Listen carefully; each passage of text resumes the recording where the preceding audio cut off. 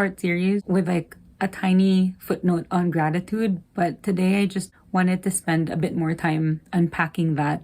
I can't emphasize how huge a role gratitude has played in getting to this point.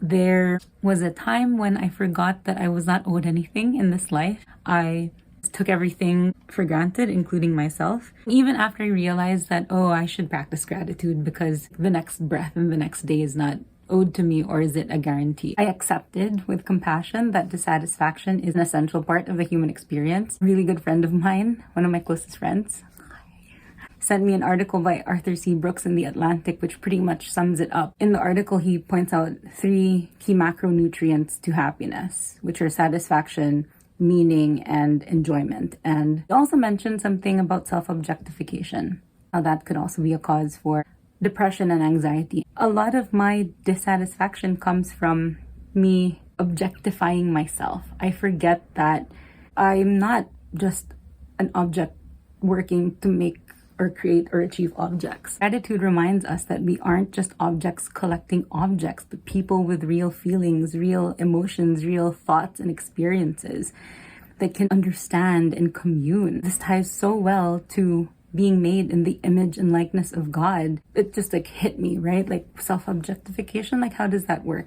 Dissonance happens when we don't live out the meaning of who we are, created in the image and likeness of God, and become more of the world. I highly recommend the article.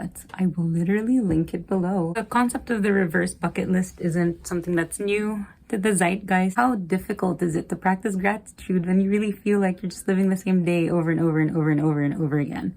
It is so easy to look at the future in despair, freaking out because you don't know how to get from here to there. The most important thing that you should do is to stay grounded in the present, to practice gratitude as you surrender and trust, and to thank your past self for getting you from there to here. I need to begin and end with gratitude because trusting and surrendering, you give that to God, right? You've done your best, you let God do the rest, but you can always be grateful. You can always be hopeful. That's what's in your control. Your attitude towards a particular thing. What are you grateful for today? What are you grateful for this week, this month, during this time of COVID? What is it about yourself that you're grateful for? Not so much the accumulation of things as it is being grateful for the things you already have.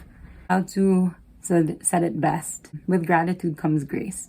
And I truly believe that because once you are grateful and you are humbled by the experience of your life and you realize, wow, I did not do anything to deserve that. And yet here I am. So yeah, all you can do is say thanks and be grateful. So thank you. Thank you again for starting the last half of this experiment, this journey with me. I'm so grateful you are here. Yeah, let's just keep powering through. I got my head out the sunroof. I'm blasting our favorite tunes.